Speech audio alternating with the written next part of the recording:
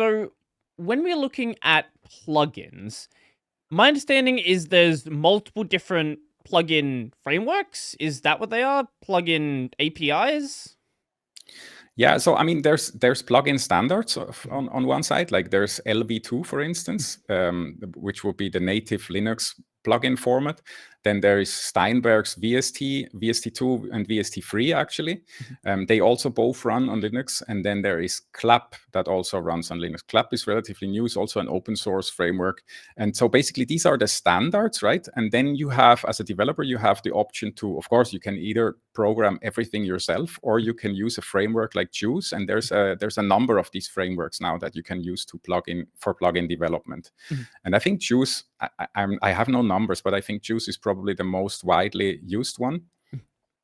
And but yeah, again, if you want to start to write Linux plugins, then you have tons of options. But if you already have your plugins, Mhm. let's say for macOS and Windows, then there might be situations where it's not so easy for you to port them to Linux. But in most cases, it's actually really only a decision to check some boxes to also have Linux builds made. And then, of course, you have to test them and stuff. Yeah. Mhm. Mhm.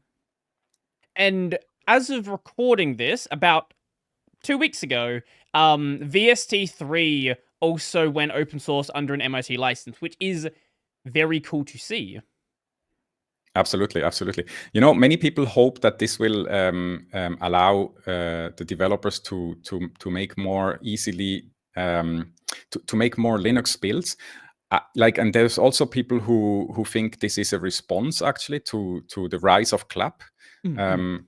I am not sure. I think what can be problematic is if before it was like proprietary and open source, so it was hard for you to make a only open source plugin basically.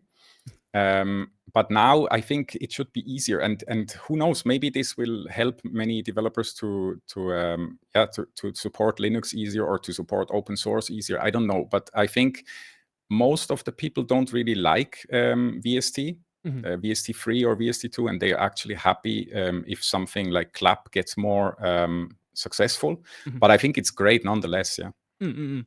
Yeah, you mentioned Clap having some effect here, and I opened up a Reddit post, and literally the first top comment is, "If all Clap managed to achieve was this, then it's been worth it." Yeah. Yeah, I think so. I think this has a big effect. Yeah. Mm-mm-mm. So my understanding is there's also a way to run plugins that are not natively available on Linux. Absolutely. I mean, you know, like in gaming, I think from gaming, probably many people also know Bottles. Mm-mm. And where you just, I mean, in the beginning, I used Bottles to run some of the plugin managers that were only available on macOS or Windows, Mhm. actually only to be able to sell licenses to people that bought my old licenses. So I installed these little programs, these helpers, and could use them on Linux. Mhm. But some of them would not work. And I think it's pretty much also what sums up the situation with the plugins. Like if you're willing to tweak a little bit and try a little bit, then you can make a lot of these plugins work. Some of them also work really easily. Most of the people use YaBridge, I think, which is based on Wine. And yeah, you know, there's even people who believe that we need something like a Proton for plugins, Mm. something that is really highly polished and like basically eats all of the plugins and makes them available on Linux. I am not sure. I think we are almost too deep inside with native plugin support that something like this will be necessary in the future.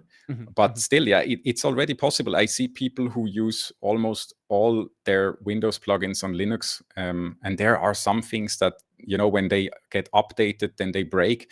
And that's also something that, you know, on macOS and Windows, most of the plugin companies, they come with they have their installer applications. And I think, I don't know, maybe you can imagine that this stuff is often like not really high end and a little bit of a patchwork. and Right, right. and and I'm super happy that I don't have to deal with this on Linux so far. And that's also the reason, I guess, why some of them do not work with Wine, Bottles, or YaBridge or whatever. Yeah. Mhm. Mhm. So there's definitely stuff you have to worry about, but it's not an insurmountable task to learn how to do all of this stuff on Linux. No, I think, I think something that might be problematic is many musicians are used to work with, like, for instance, Pro Tools, which is also something that is considered like a industry standard. And Mm-hmm. they are used to, like, if someone sends them a project and they don't have the plugin, that they can just go ahead, buy the plugin, and then Right. work with that session.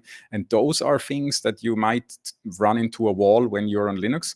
But if you're like me, who mostly does music for themselves, then you can make decisions and you can say that's okay if I don't have this. Mm-hmm. And yeah, but you can work around it, I think, if you're more independently working. But if you're collaborating with a lot of people, then I think it can be problematic in certain situations. Yeah, that makes sense. Yeah, if it's the whole thing with it's the same thing in like graphic production, right? If your entire team makes use of Photoshop and there's one person who's like trying to do things on Linux, like this is just not going to happen. Like this, your entire workflow is tied to that, and trying to pass things around through different systems is gonna, like, you might be able to do it, but you're probably gonna cause something to break. Yeah, exactly. And you're gonna be the annoying guy who works with Linux.